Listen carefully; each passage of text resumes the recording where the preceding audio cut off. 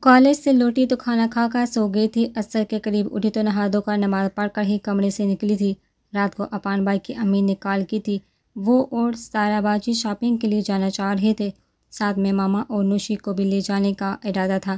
ماما نے عصر کے قریب کا وقت دیا تھا، وہ آئی بیٹھی تھی۔ سلام دعا کے بعد وہ کتنی دیر ان دونوں سے باتیں کرتی رہی تھی۔ تب تک ماما اور نوشی جانے کو تیار ہو گئی تھی۔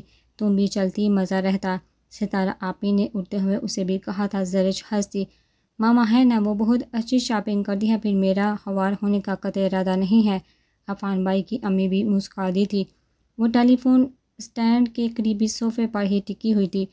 ہی بیل بجی تو اس نے فوراً ہاتھ بڑھا کر تھام لیا۔ آج بڑے دن بعد وہ کال اٹینڈ کر رہی تھی، وہ بھی CLI پر آنے والا نمبر دیکھے بغیر۔ ہیلو۔ زرش دوسری طرف سے فوراً پہچان کے مراحل طے ہوئے تھے۔ سمیان احمد کی آواز سن کر اس نے فوراً CLI پر آنے والا نمبر دیکھا تھا۔ سمیان احمد کی ذاتی سیل کا نمبر تھا۔ سوری، رانگ نمبر، اس نے کھٹاک سے ریسیور کریڈر پر پٹخ دیا تھا۔ کیا ہوا، کس کا نمبر تھا، ماما نے پوچھا۔ زرش نے فوراً خود کو سنبھال دیا۔ پتہ نہیں، شاید کوئی رانگ نمبر تھا۔ اگلے ہی پل وہ ٹیلی فون اسٹینڈ سے دور ہٹ گئی تھی۔ ہاں، اب تو سیل پر بھی ایسے نمبر تنگ کرنے سے نہیں چونکتے، ستارہ آپی نے فوراً کہا تھا۔ تبھی دوبارہ بیل ہوئی تھی۔ زرش نے انتہائی گھبرا کر فون کی طرف دیکھا تھا، دل اچھل کر گویا حلق میں اٹکا تھا۔ شائستہ بیگم نے فوراً آگے بڑھ کر کال اٹینڈ کی تھی۔ ہیلو۔ وعلیکم السلام، سمیان بیٹے کیسے ہو؟ زرش خاموشی سے منہ پھیر گئی تھی۔ اب یہ نام اس کے اندر اضطراب بکھیر دیتا تھا۔ اللہ کا شکر ہے، ہاں مصروف ہوں، عفان کی امی وغیرہ آئی ہوئی ہیں، انہیں شاپنگ کے لیے جانا تھا، میں اور نوشی بھی ساتھ جا رہے ہیں۔ ستارہ سے محو گفتگو ہونے کے باوجود زرش کے کان ادھر ہی تھے۔ ہاں زرش، کر پڑ رہی ہے، تمہیں علم تو ہے اس کی عادت کا، وہ شاپنگ وغیرہ سے کتنی الرجک ہوتی ہے، وہ ہنستے ہوئے بتا رہی تھی۔ زرش کو کوفت ہونے لگی، غصے سے بنا کر نوشی کو دیکھا، وہ محظوظ ہونے والے انداز میں ہنستی تھی۔ زرش کے اندر کئی تار جھنجھنا اٹھے، کوفت اذیت سے برا حال ہونے لگا۔ ہاں، گھر پر رات کو ہوں گے تب آ جانا، نہیں وہ گھر پر ہی ٹھہرے گی۔ نہ جانے دوسری طرف کیا گفتگو ہو رہی تھی، زرش نے اپنی تمام تر توجہ ستارہ کی طرف مبذول کرنی چاہی۔ اچھا پھر ٹھیک ہے۔ زرش گھر پر ہی ہوگی، شائستہ بیگم کا اختتامی جملہ اس کے کان میں پڑا تھا۔ وہ سر چٹک گئی۔ پرسوں کالج سے واپسی ٹیکسی پر ہوئی تھی اور پچھلی دفعہ اس نے کسی انجان ٹیکسی ڈرائیور پر بھروسہ کیا تھا، ذاتی سواری کے بجائے گاڑی ہائر کی تھی، اور سارا راستہ وہ سمیان احمد کو کوستی رہی تھی۔ اندر کا ابال گھر آ کر نوشی پر نکال رہا تھا۔ نوشی اسے نہ جانے کیا کیا سمجھاتی رہی تھی، اپنے رویے میں لچک پیدا کرنے کی نصیحت کرتی رہی تھی، مگر زرش کچھ بھی سمجھنا نہیں چاہتی تھی۔ بس اس کی ایک ہی ڈر تھی کہ سمیان احمد نے اس کے اعتماد کو توڑا ہے، وہ انہیں کبھی معاف نہیں کرے گی۔ اور اب ان کی یہ کال سے فارغ ہونے کے بعد ماما ان تینوں کے ساتھ اسے چند خاص ہدایات دے کر چلی گئی تھی۔ سپہر ڈل رہی تھی، وہ کچن میں چلی آئی، اپنے لیے چائے تیار کی، ہلکے ہلکے سپ لیتی اپنے کمرے میں برش اٹھا کر وہ باہر لان میں چلی آئی۔ نہانے کے بعد بال نہیں سلجھائے تھے، ابھی تک الجھے ہوئے تھے، باہر کا موسم اچھا ہو رہا تھا۔ وہ لان چیئر پر آ بیٹھی، بالوں کو سلجھاتے اس نے مگ ختم کیا تھا، کرسی کی بیگ سے سر ٹکا، وہ آنکھیں باندھ کر کے گزرے لمحوں کا اعادہ کرنے لگی تھی۔ سمیان احمد کی سوچ کو اس نے تنہائی اپنے خیالوں میں آنے سے گریز کیا تھا، اسی طرح الجھتے اس پر غنودگی سی طاری ہونے لگی تھی۔ وہ سو کر اٹھی تھی اور اچھی نیند لی تھی، مگر اب پھر پلکیں خود بخود بند ہو رہی تھی، وہ عجیب سی سستی اور کاہلی کا شکار ہو رہی تھی۔ آج کل اس نے دوسری چیئر پر پاؤں ٹکائے اور ایزی ہو کر پلکیں موند لی تھی، وہ صرف چند لمحوں کو ہی غافل ہو پائی تھی۔ ایک نامانوس سی شور سے اس نے فوراً پلکیں وا کی تھی، گردن گھما کر دیکھا، سمیان احمد گیٹ سے اندر داخل ہو رہا تھا، وہ ہڑبڑا کر سیدھی ہوئی تھی۔ سمیان احمد کی آمد، وہ بھی اس وقت جب کہ اسے علم تھا کہ گھر پر اس کے علاوہ کوئی بھی نہیں ہو سکتا۔ زرش کو قطعی امید نہ تھا سمیان احمد اپنی ذاتی گاڑی پر آیا تھا، گاڑی باہر ہی کھڑی کی تھی، شاید گاڑی کے ہارن سے ہی اس کی آنکھ کھلی تھی۔ وہ جب تک منظر سے ہٹی، سمیان احمد اسے تک پہنچ گیا تھا۔ اندر داخل ہوتے سمیان نے اسے چیئر پر بیٹھے دیکھ لیا تھا، یہ سیدھا ادھر ہی آیا تھا۔ السلام علیکم، سمیان احمد کا وہی محسوس انداز تھا۔ زرش چڑ سی گئی تھی، وہ سمیان احمد کو نہ دیکھنے نہ ملنے کا جو بھی ارادہ باندھ چکی تھی، سمیان احمد اس کے ہر ارادے کو ڈماڈول کرنے پر تلا ہوا تھا، وہ اندر ہی اندر تلملا کر رہ گئی۔ اسی لیے بجائے سلام کا جواب دینے کے اس نے کپ اور برش اٹھا کر سلیپر پہن کر وہاں سے ہٹنا چاہا تھا۔ زرش 1 منٹ بھاگنے سے پہلے میری بات سن جانا۔ سمیان احمد نے فوراً اس کا راستہ روکا تھا۔ زرش نے غصے سے گر اپنے راستے روکے جانے پر اندر سے اشتعال کی شدید لہر ابھری تھی، مگر میں آپ کی کوئی بات نہیں سننا چاہتی۔ زرش نے انداز میں وہی بے لچک ضدی اکھڑپن تھا۔ سمیان احمد کا جی چاہا کہ اس کی اس حد درجہ ہٹ درمی وہ اسے جھنجھوڑ کر رکھتے۔ کتنے دن ہو گئے تھے انہیں اس کی اس ضدی انداز کو برداشت کرتے ہوئے۔ کہنے سننے سے بہت سے مسائل حل ہو جاتے ہیں۔ سمیان احمد کا انداز مفاہمت آمیز تھا۔ میرے اور آپ کے درمیان ایسے کوئی مسئلے درپیش نہیں جنہیں بحث و مباحثے کی ضرورت ہے یا جن کا حل طلب ہونا بہت ضروری ہے۔ وہی محسوس بے لچک انداز بھرپور کڑواہٹ کے رنگ میں تراشی لیے ہوئے تھا۔ سمیان کے گہرے ملال سے اسے دیکھتے ہوئے ایک گہرا سانس لیا۔ جس چھوٹی سی لڑکی کبھی انہیں بہت اہمیت دیتی تھی، ان کی ہر بات کو پھوکے دینے والی، اب اس درجہ گستاخی پر اتر آئی تھی کہ کسی بھی طرح لحاظ کرنے یا کہنے سننے پر آمادہ ہی نہیں تھی۔ چچی جان اور دوشی شاپنگ کے لیے چلی گئی ہیں۔ سمیان احمد نے بات پلٹ دی تھی۔ زرش انہیں غصے سے دیکھا آگے بڑھ گئی۔ سمیان احمد نے راستہ چھوڑ دیا تھا۔ وہ سیدھی کچن میں گئی تھی۔ کپ رکھا، برش ڈائننگ ٹیبل پر بٹھا۔ یار 1 کپ چائے تو پلوا دو، بڑے دن ہو گئے تمہارے ہاتھ کی چائے پیے ہوئے۔ اس کے تیور اتنے ہی خطرناک تھے، مگر جیسے سمیان احمد کو قطعی پرواہ نہ تھی۔ زرش نے پلٹ کر انہیں دیکھا۔ وہ انتہائی سنجیدہ تھے۔ اس کے اندر کا ابال گہرا ہوا، وہ اس کے تعاقب میں کچن میں ہی چلے آئے تھے۔ مجھے چائے بنانا نہیں آتی، اگر زیادہ ہی دل چاہ رہا ہے تو یاسمین کو بلوا کر بنوا لو، میں اپنے کمرے میں جا رہی ہوں۔ ماما یا نوشی آئیں تو بتا دوں گی آپ کی آمد کا۔ خدا خدا کر کے اس کا کفر ٹوٹا تھا۔ غیر متعلقہ بات پر ہی صحیح اس نے رد عمل دیا تھا۔ سمیان کے چہرے کی مسکراہٹ گہری ہوئی۔ تم ہی بنا دو، اب میں یاسمین کو کیا تکلیف دوں؟ سیدھا آفس سے اٹھ کر آیا ہوں، مصروفیت بہت تھی، لنچ بھی گول کر لیا تھا، اب تو بھوک سے برا حال ہے۔ ویسے پکایا کیا ہے تم لوگوں نے؟ سمیان کی بے تکلفی عروج پر تھی۔ زرش کا جی چاہا کہ اپنا سر پیٹ لے۔ وہ جتنا سمیان کو سنجیدگی سے لے رہی تھی، سمیان اتنا ہی اسے لائٹ لے رہا تھا، بلکہ اس کے غصے کو اہمیت ہی نہیں دے رہا تھا۔ وہ غصے سے ایک دم ان کی طرف پلٹی تھی۔ آخر آپ چاہتے کیا ہیں؟ 2 ٹوک انداز تھا، تیور انتہائی خطرناک تھے۔ 2 آچا انداز لیے وہ مخاطب تھی جیسے ابھی لڑ پڑے گی۔ بہت سمپل، بھوک بہت لگی ہے، پہلے تو کھانا کھاؤں گا، پھر تم مجھے چائے بنا کر پلاؤ اور اس کے بعد تمہاری برین واشنگ کروں گا۔ آرام سے کرسی گھسیٹ کر سمیان احمد نے نشست جمائی تھی۔ زرش حیرانگی سے دیکھنے لگی۔ سمیان کا یہ کون سا روپ تھا؟ وہ سمجھنے سے قدی قاصر تھی۔ وہ سمیان احمد سے کبھی بات نہ کرنے کی ٹھان چکی تھی، مگر سمیان احمد کی ساری پیش قدمیوں کے سامنے اسے اپنے ارادے رکھ کر ڈھیر محسوس ہو رہے تھے۔ نہ جانے وہ کیا سوچے بیٹھے تھے۔ وہ سمجھ نہیں پا رہی تھی کہ وہ کیا کرے، سمیان سے دوبارہ لڑ پڑے یا پھر ہمیشہ کے لیے دل میں بدگمانی لیے ایک طرف پڑی کرتی رہے، اپنے ہی مفروضوں میں الجھتی سلگتی رہے۔ آپ میرے ساتھ ایسا کیوں کر رہے ہیں جب میں آپ سے کہہ رہی ہوں کہ میں آپ سے سامنا کرنے کی بھی روادار نہیں ہوں؟ تو پھر آپ کیوں بار بار میرے سامنے آ رہے ہیں، کیوں مجھے زج کر رہے ہیں؟ اپنے آپ سے لڑتے ان پر الٹ پڑی تھی۔ سمیان نے بغور سے دیکھا، آنکھوں میں نمی لیے وہ جواب کی منتظر تھی۔ وہی تو تمہیں بتانا چاہتا ہوں، مگر تم کچھ سننے کو تیار ہی نہیں۔ اگر تم ایک پل کو آرام اور سکون سے میری بات سن لو تو نہ تم اتنی تکلیف سے دوچار رہو گی اور نہ میری ذات مشکوک ٹھہرے گی۔ اپنے سب جرم قبول کر لوں گا اور اقرار بھی کروں گا۔ تم سکون سے میری بھی بات تو سنو تو صحیح میں کیا کہنا چاہتا ہوں۔ اپنی اسی دھیمے سلجھے لہجے میں سمیان نے اسے مطمئن نظر واضح کر دیا تھا۔ زرش لبریز گئی۔ انہیں لمحوں سے تو وہ بھاگنا چاہ رہی تھی، بلکہ بھاگ رہی تھی۔ میں اس سلسلے میں کچھ بھی سننا نہیں چاہتی۔ اگلی لمحے وہ پھر اپنی ذات کے گنبد میں مقید ہو گئی۔ سمیان کا جی چاہا کہ اسے سختی سے جھنجھوڑ دے، اسے اس حد تک بے مروت برتنے پر سختی سے ٹوک دے۔ تم اس سارے واقعے کو لے کر حد سے زیادہ ایموشنل ہو رہی ہو۔ اگر دیکھا جائے تو بات بہت سمپل اور نارمل سی ہے، مگر تم اپنی منفی سوچ کی بدولت نہ صرف خود الجھ رہی ہو بلکہ مجھے بھی اذیت سے دوچار کر رہی ہو۔ میں نے کہا نا کہ میں اس سلسلے میں کچھ بھی سننا نہیں چاہتی۔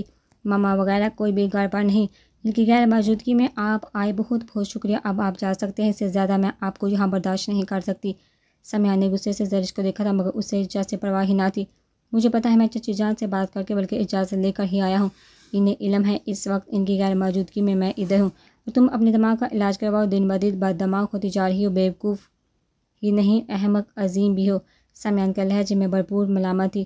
زرش غصے سے پاؤں پٹک تھی۔ وہاں سے نکل کر لاؤنج میں آ بیٹھی۔ سمیان احمد کی موجودگی میں وہ اپنے کمرے میں بھی نہیں جا سکتی تھی کیا مجبور تھی وہ کل اس کا رہ گی؟ سمیع احمد کی آمد آپ باتیں اس کے ساتھ اشتعال میں مبتلا کر رہی تھی۔ جی چاہ رہا تھا کہ پھول پھول کر آئے، ٹی وی آن کر کے اونچی آواز میں لگاتے اس نے اندر کی گھٹن سے فرار چاہا تھا، مگر اندر اٹھنے والا طوفان بہت شدید تھا۔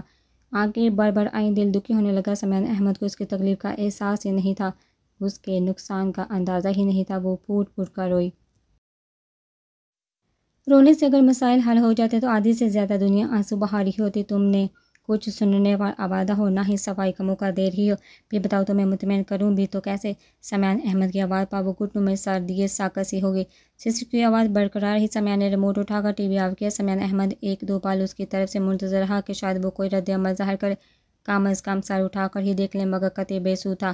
سمیع خاموشی سے اسی ٹو سائیڈڈ صوفے پر بیٹھ گیا تھا جس کے دوسرے کونے میں وہ گھٹنوں میں سر دیے بیٹھی تھی۔ سمیع کے بیٹھنے پر وہ فوراً سیدھی ہو گئی تھی، اس سے پہلے کہ وہ غصے سے وہاں سے واک آؤٹ کرتی۔ سمیع نے تیزی سے اس کا ہاتھ پکڑ کر اسے واپس صوفے پر دھکیلا تھا۔ آرام سے بیٹھ کر میری بات سنو، اور خبردار تم یہاں سے ہلی بھی، اور جب تک میں ساری بات کلیئر نہ کر لوں تم یہاں سے نہیں جاؤ گے۔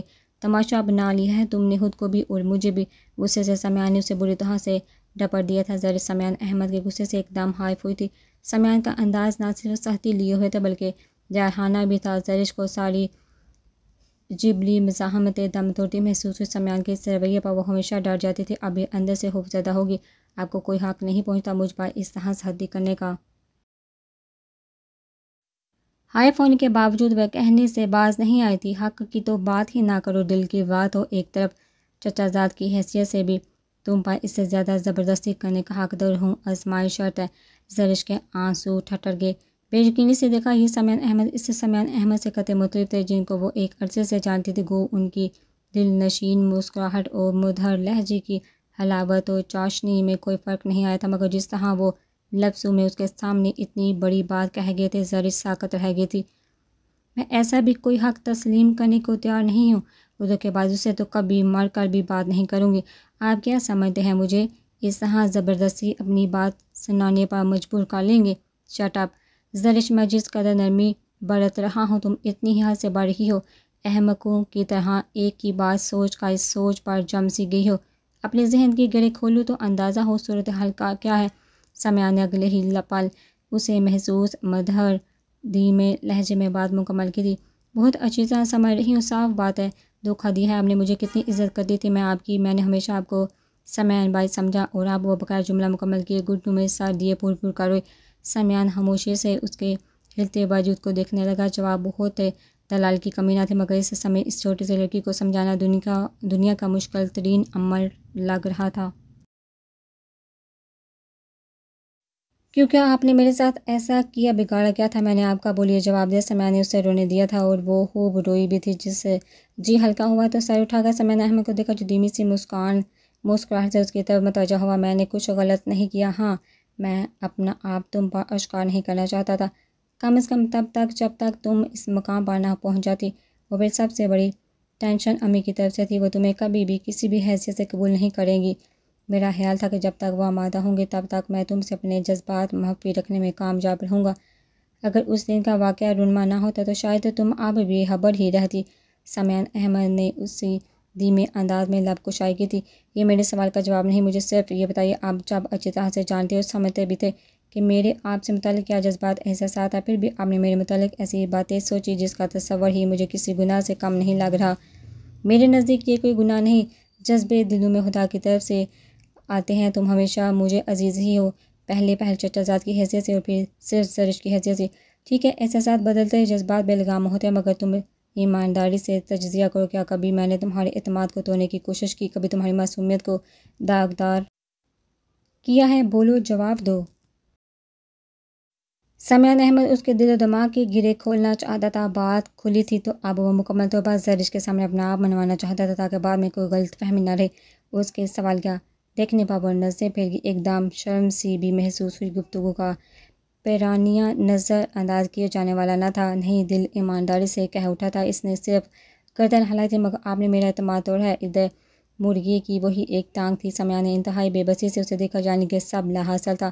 کیسے؟ سمیع کے لہجے میں چنگاریاں سی در آئی تھی۔ آپ نے مجھے کبھی محسوس ہی نہیں ہونے دیا، کیا معقول وجہ تھی؟ اف، سمیع نے اپنا سر تھاما اور تعصب سے اسے دیکھا۔ کہہ تو رہا ہوں میں تمہیں کسی قسم کی ٹینشن میں مبتلا نہیں کرنا چاہتا تھا۔ شروع میں تو میں خود بھی اپنے آپ سے بے خبر تھا، اور جب علم ہوا تو میری پوری کوشش رہی کہ تم بے خبر ہو۔ نہ جانے حالات کس روح بقرار بدلتے ہیں۔ امی ابو کے درمیان حالات اس نج پر نہیں کہ وہ کوئی ایک متفقہ فیصلہ کریں۔ ایسے میں سارے عالم میں تمہارے متعلق ڈنڈورا پٹتا، تو بتاؤ سب سے زیادہ نقصان کس کا ہوتا؟ کم عقل لڑکی آگاہی اگرچہ بہت بڑی نعمت، مگر بعض اوقات آگاہی نقصان بھی پہنچاتی ہے۔ جیسے اب سب علم میں آنے کے بعد تم اپنے مفروضوں پر قائم ہو، تو بھی یہ تمہاری عقل مندی کا ثبوت ہے۔ تب پتہ چلتا تو نہ جانے کیا کارنامے سر انجام دیتی۔ محترمہ طنزیہ لب و لہجے میں خوب عزت افزائی ہوتی۔ زرش کو مزید رونایا، یعنی کہ وہ اس کے اعتراض کو کوئی اہمیت ہی نہیں دے رہی تھی۔ بس مجھ سے بات کرنے کی کوئی ضرورت نہیں، اب جو بھی ہیں جیسے بھی ہیں، کوئی ضرورت نہیں مجھے وضاحتیں دینے کی چاہیے یہاں سے۔ وہ پھر اپنے ہول میں بند ہو چکی تھی، بلکہ مکمل بے اعتنائی سے رد کیا تھا۔ میرے نقصان کا آپ کو اندازہ ہی نہیں، مجھے تو اس تصور سے ہی ہلچان ہو رہا ہے آپ کو۔ بس میں نے ہمیشہ بڑا بھائی سمجھا ہی نہیں، مانا بھی تھا۔ اور آپ اف کم عقل لڑکی، اب بھی تائے زاد بھائی ہی ہوں۔ ہاں، رشتے بدلتے رہتے ہیں، جس طرح تم میرے چچا زاد ہو۔ کہنے سننے والا تو چچا زاد بہن ہی کہے گا۔ بات ماننے یا تسلیم کرنے کی ہوتی ہے۔ تم اپنے دماغ کی چولے ہلاؤ تو صحیح، عقل میں بات ٹکنے تو دو۔ ایک ہی رٹ ہے، بھائی سمجھا ہے میں نے، مگر میں نے تمہیں صرف چچا زاد سمجھا ہے، کبھی بہن نہیں سمجھا۔ تو پھر کیا کر لو گی تم ہیں، بولو۔ اچھی حال سے سمیان احمد کا دماغ خراب ہونے لگا تھا۔ سمیان زرش پر بری طرح سے برہم ہوا تھا۔ زرش سمیان کو اپنے اوپر گرجتے برستے دیکھا، پھر آنسو بہانے لگی۔ بات سنو میری، سمیان نے اسے روتے دیکھا، غصے سے اس کا بازو پکڑا، مگر وہ ایک دم جھٹک گئی۔ نہیں سنوں گی میں کوئی بھی بات، آپ مجھے سمجھنے کی کوشش ہی نہیں کر رہے۔ کتنی تکلیف ہو رہی ہے مجھے آپ کو اس انداز میں دیکھا، کاش آپ اندازہ کر سکیں میری اس اذیت کا، تو شاید ایک لفظ بھی نہ کہیں۔ میں مانتا ہوں سب کچھ سمجھ رہا ہوں، اسی لیے تو یہاں آیا ہوں، مگر تمہاری عقل میں یہ بات نہیں آ رہی۔ ایک ہی نقطے پر ذہن کو منجمد کر کے تم کچھ اور سمجھنے پر آمادہ ہی نہیں۔ بس اب آپ چلے جائیے، مجھے مزید کچھ نہیں سننا۔ وہ بولی بھی تو کیا؟ سمیان احمد خاموشی سے اسے دیکھے گا۔ ہمیشہ اس کی ہاں میں ہاں ملانے والی اب کی بار پوری طرح سے بگڑی تھی۔ چچی جان وغیرہ کب تک لوٹیں گی؟ ریسٹ واچ پر ٹائم دیکھا، کافی وقت بیت چکا تھا۔ لاؤنج میں اندھیرا بڑھ گیا تھا، صرف ایک لائٹ روشن تھی۔ اس طرف میں نگاہ ڈالتے دوبارہ اسی وجود کو دیکھا جو بجائے جواب دینے کے گھٹنوں میں سر دیے اپنے شغل میں مصروف تھی۔ سنو زرش، سمیان نے ایک دم اس کا بازو تھام کر اسے اپنی طرف متوجہ کیا۔ گرفت اتنی مضبوط تھی کہ چاہنے کے باوجود زرش ہاتھ نہ جھٹک سکی۔ تم میرے بارے میں کوئی بھی رائے رکھو، کچھ بھی سوچو، تم آزاد ہو۔ میری محبت یا میرے جذبات کو کوئی غلط نام مت دینا۔ میں تمہیں مجبور نہیں کر رہا، تم میری محبت کو قبول کرو یا رد کرو، کیونکہ میں حقیقت پسند انسان ہوں۔ میں خود یہی چاہتا ہوں کہ تم بغیر کسی غلط فہمی کو ذہن میں جگہ دیے بغیر یہی سوچو کہ میں وہی سمیان ہوں۔ میں نے تمہارے اعتماد کو نہیں توڑا، تمہارے بھروسے کا قتل نہیں کیا۔ کبھی تمہیں غلط نگاہ سے نہیں دیکھا۔ میں نے محبت سے پہلے تمہاری عزت کی ہے، تمہاری کم عمری یا معصومیت کو غلط انداز میں کبھی نہیں دیکھا۔ تم میرے لیے کتنی محترم ہو، کاش تم اندازہ لگا سکو۔ اگر تم یہ کہو گی کہ میں نے تمہارے اعتماد کو توڑا ہے یا تمہارا نقصان کیا ہے، تو پھر تم غلط کرو گی۔ میں نے اپنے آپ کو چھپایا ضرور، صرف اور صرف تمہارے ذہن کو آلودگی سے بچانے کے لیے، تمہاری کم عمری اور معصومیت کو داغدار ہونے سے بچانے کے لیے، غلط لوگوں کی باتوں سے تحفظ فراہم کرنے کے لیے۔ میرے لیے کوئی مشکل نہیں کہ اعلان کروں کہ میں تم سے محبت کرتا ہوں۔ میں اگر اعلان کرتا ہوں اور کروں گا بھی، جب مجھے یقین ہو جائے گا کہ میرے لفظ تمہاری رسوائی کا سبب نہیں بنیں گے، میرے والدین متفقہ طور پر تمہاری چاہ کریں گے۔ سمجھے تم کبھی میری محبت کو غلط نگاہ سے نہ دیکھنا۔ میں اپنے لفظوں میں سچا ہوں، میں اپنے وعدوں میں سچا ہوں۔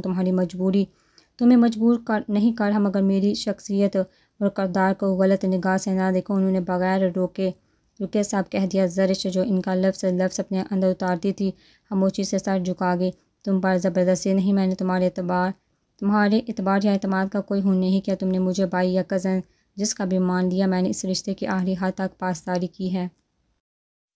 کبھی تنہائی میں بھی اپنے جذبات کو حاوی نہیں ہونے دیا۔ بولو کیا ایسا ہوا؟ زرش بے اختیار نفی میں گردن ہلا گئی۔ تو پھر میری شخصیت ایک دم تمہاری نگاہوں میں کیوں داغدار ہو گئی ہے؟ اب بھی یقین کرو، اب بھی اعتماد کرو۔ میں پہلے تمہارا تائزاد ہوں، پھر کچھ اور۔ دماغ کو اس گرہ کو کھولو، تمہیں یہ سمجھنا اس مقصد کے لیے ہے۔ مجھے اندازہ ہے میری ذات سے متعلق اس انکشاف پر تم کس حد تک کس اذیت میں مبتلا ہو۔ میں اس اذیت کو ختم کرنا چاہتا ہوں، اگر تم تعاون کرو تو۔ سمیان احمد کے لہجے خلوص اور چاہت کی خوشبو میں مہکتے، ہبکی اور ناراضگی کے تاثر سے بھرپور یقین اور جنجلاہٹ کا ایک حسین امتزاج تھا کہ زرش بے اختیار ہو کر اپنے ہاتھوں میں چہرہ چھپا کر رو دی تھی، اور اس دفعہ سمیع احمد کو اس کے رونے سے تکلیف نہیں ہوتی۔ اس کا پھول پھول کا رونا دل پر بوجھ نہیں بنا تھا، بلکہ طمانینت کا ایک احساس جاگا تھا۔ بہت آہستگی سے اس کے کندھے پر ہاتھ رکھ کر گویا اسے تسلی دینا چاہی تھی، مگر در حقیقت اس کو اعتماد دلایا تھا کہ وہ اگر ان کی طرف سے مطمئن نہیں ہوئی تو بھی اب بدظن نہیں ہوگی۔ یہ یقین راسخ تھا جو ان کے اندر اطمینان بکھیرتا چلا گیا تھا۔ وہ مشکل ہی صحیح وہ زرش کا ذہن بدلنے میں کامیاب ٹھہرے تھے۔ زبیدہ بیگم اور حمید صاحب اگلے دن رضا کے لیے آئے تھے، مگر بات کرنے پر پتہ چلا کہ ان سے پہلے رفعت آپا آ کر شارق کا رشتہ ڈال گئی تھی۔ نوار کے گھر والے عجیب چچو پن میں مبتلا ہو گئے تھے۔ زبیدہ بیگم گمسم ہو گئی تھی، وہ رہ رہ کر ان کی نگاہوں میں رضا کا چہرہ گھومتا رہا۔ باپ کے مان جانے کی خوشی سے وہ کیسے جی اٹھا تھا، مگر اب وہ افسردہ سی ہو گئی۔ بہرحال شارق اپنی جگہ، مگر رضا کی حیثیت بھی تسلیم تھی۔ نواز کے انکار کے بعد جب سب طرف سے صرف اندھیرا ہی دکھائی دے رہا تھا تو یہ دو متبادل سب کوئی حیران کر گئے تھے۔ خالدہ بیگم نے تو گویا نئی زندگی پائی تھی، دیر سرے سے جی اٹھی تھی۔ انہوں نے دونوں کو سوچ کر جواب دینے کو کہا تھا۔ نبیل اور ساجد دونوں نے فیصلہ اماں پر چھوڑ دیا تھا، اور اماں نے نبیلہ کی مدد چاہی تھی۔ انہوں نے نبیلہ کو بلا کر ساری باتیں بتا کر اس کی رائے لینے کو کہا تھا۔ وقت کم تھا اور فیصلہ فوری کرنا تھا۔ نوارہ گمسم انداز میں کمرے میں اندھیرا کیے پڑی ہوئی تھی۔ جب نبیلہ بھابھی نے اندر داخل ہو کر لائٹ آن کی تو وہ اٹھ بیٹھی، خاموشی سے بھابھی کو دیکھا۔ نبیلہ مسکرا دی، کل سے دیکھا اب تک یہ پہلی مسکراہٹ تھی جو نوارہ نواز کے انکار کے بعد گھر کے کسی فرد کے چہرے پر دیکھ رہی تھی۔ وہ فوراً چونکی تھی۔ نبیلہ کے انداز میں کوئی عجیب سی بات تھی، خیریت؟ اب تو پتہ بھی سرکتا تھا تو وہ ڈر جاتی تھی کہ نہ جانے کون سی قیامت آنے کو ہے۔ یوں سمجھو قسمت کھل گئی ہے تمہاری۔ وہ کھل کر مسکرائی تھی۔ نوارہ کو ان کی بات میں طنز سا محسوس ہوا۔ اب آپ مجھ پر طنز کرے گی؟ اللہ نہ کرے، میں تو تمہاری خوش قسمتی کو کہہ رہی ہوں۔ جو بات میں تم سے کرنے والی ہوں۔ دل تھام کر سنا۔ اس کی بابا برہمان کا بے محبت سے اس کا ہاتھ تھاما تھا۔ میں اتنی خوش قسمت کہاں ہے؟ آپ کہیں اب کیا ہوا ہے؟ ایسی کون سی انہونی ہو گئی ہے تمہارے لیے؟ زبیدہ چچی نے رضا کا رشتہ ڈالا ہے، انہوں نے گویا انکشاف کیا تھا۔ کیا؟ نوارہ حیران رہ گئی۔ دوسری طرف رفعت باجی بھی آئی تھی، واحدہ خالہ کا فون بھی آیا تھا، وہ بھی تمہارے لیے شارق کی بات کر رہی تھی۔ جی اب کی بار نوارہ حقیقتاً زلزلوں کی زد میں آئی تھی۔ شارق کا پرپوزل، اتنا سب کچھ ہونے کے باوجود اماں نے مجھے بھیجا ہے کہ میں تمہاری رائے لے لوں۔ وقت بہت کم ہے، ابھی جواب دینا ہے۔ نبیل اور ساجد بھائی کا خیال ہے کہ اسی طے شدہ تاریخ پر شادی ہو۔ وہ مزید کہہ رہی تھی۔ نوارہ کے تو شارق کا نام سن کر حواس گم ہونے لگے تھے۔ کیا کہہ رہی ہیں اب؟ وہ بے یقین تھی۔ نبیلہ مسکرائی۔ یقین تو مجھے بھی نہیں آ رہا۔ ہمیں تو عزت کے لالے پڑ گئے تھے، مگر اللہ نے کیا خوب بندوبست کیا ہے۔ رضا اور شارق دونوں ہی خاندان کے اچھے لڑکے ہیں۔ رضا کم عمر اور ابھی زیر تعلیم ہے۔ اس سے سب سے بڑی بات کہ رمشا سے منسوب ہے۔ اس کے باوجود چچا جان اور چچی نے اس برے وقت میں ہمارا خیال کیا ہے، جبکہ شارق بھائی کے ساتھ ایسا کوئی مسئلہ نہیں، اپنی زندگی میں سیٹل ہیں۔ باجی رفعت بتا رہی تھی کہ شارق نے خود رشتے کے لیے کہا ہے، فیصلہ تم پر چھوڑا گیا ہے، تم سناؤ کیا کہتی ہو؟ نوارہ حالی الذہن کیفیت لیے انہیں دیکھے گئی۔ کل سے اس نے ایک آنسو نہیں بہایا تھا، مگر اب پھول پھول کر رونے کو جی چاہا۔ یہ اس کے ساتھ کیا ہو رہا تھا؟ وقت و حالات اس کے ساتھ کیسی چال چل رہے تھے؟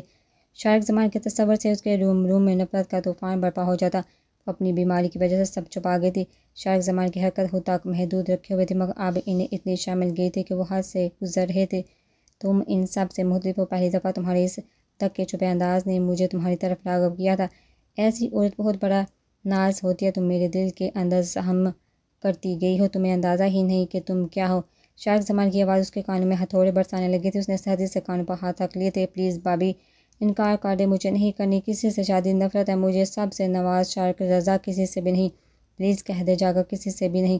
وہ شدت سے اپنے نقصان پر رونے لگی تھی۔